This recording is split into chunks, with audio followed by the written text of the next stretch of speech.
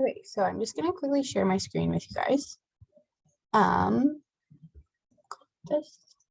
Okay, so the book I chose to do for our book walk is called Pete the Cat, I Love My White Shoes, and it's by Eric Litwin. I just included a video link here for the YouTube read aloud if you guys want to go take a listen. It's really cute, and it includes the song involved in the book as well. So I chose to do grade 1 for my book because I felt like it connected to the music program of studies really well. So one day, Pete the Cat decides to go for a walk wearing his brand new white shoes. Along the way, he encounters a giant pile of strawberries, a humongous pile of blueberries, a large pile of mud, and a big puddle of water. Despite turning his shoes red, blue, brown, and then getting them wet, Pete keeps walking along and singing about how much he loves his shoes without a care in the world. While the story depicts a fun, carefree cat who merely loves his shoes, the underlying message of this book is that no matter what happens in life, you can rise above it. It's reinforced when the author says, no matter what you step in, keep walking along and singing your song because it's all good. This message, now more than ever, is really relevant to students in today's classroom and for even us in university, just because of COVID and everything going on. And we can rise above it. Before I get to the program of studies, I just wanted to highlight the use of vivid colors and creative illustrations that are engaging and visible to students. Fun adverbs and large text allow students to follow along and are appropriate for a grade 1 reading level. But perhaps the element that really brings this book to life is the musical component of I Love My White Shoes. It's a song that repeats itself throughout the book, which captures young readers' attention. So that's why I find this book would be really good for grade 1. So for the program, music program of studies and Pete the Cat and how they connect, I'm just going to go through element rhythm, element form, element expression, but I'm using rhythm and expression for my activities. Music may move to a steady beat and music may be soft or loud.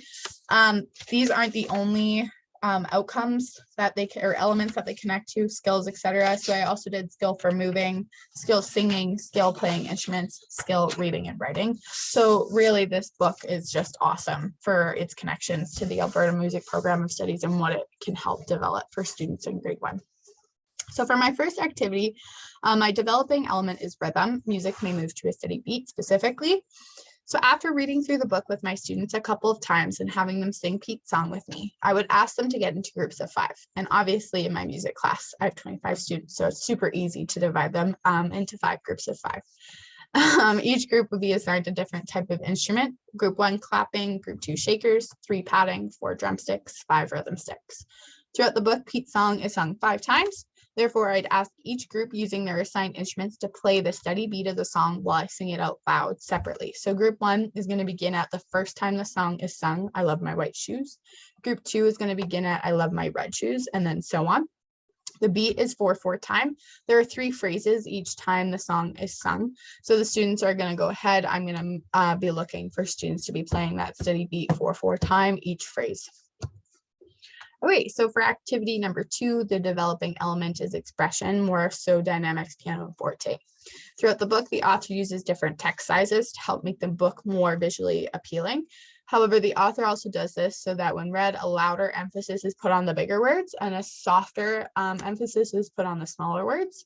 So for this next activity, I would ask the students to pick an instrument of their choice, give them a little leniency on what they want to choose: bongos, hand drums, triangles, rhythm sticks, woodblocks, bells. You can pretty much do any instruments. I would then read the book off the smartboard so they could see it closer than it would be normally if I was just reading it to them. Every time I read a word that is emphasized with big or small text, I would ask my students to respectfully play their instruments at the noise level they believe the word is at. So for example, oh no is written in really, really big letters. So I would want the students to play this at forte, but I would ask them what they think it should be played at, loud or soft, and then vice versa for a smaller word. So like squeak, I would want them to play it as piano, but I would ask them if they think they should be playing it at loud or soft. Once students have developed this concept further, I would actually ask them for sounds that are forte and sounds that are piano, not just using loud or soft. For my assessment, for both the activities, I would assess students informally. I'd be able to listen to my students play the beat and hear how loud or soft they're playing their instruments. Since this assessment is formal, if there were noticeable errors in beat pattern or dynamics, I would go over beat recognition again or look at what loud and soft is with my students. And I would use a different book or song to do that, to develop their skills further, just so that we weren't using the same book over and over again.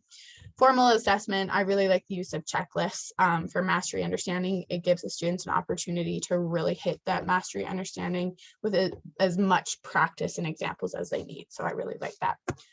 Yeah, that's the end. Thank you guys so much. I have to stop my share. I'm really not that tech savvy. Thanks, guys.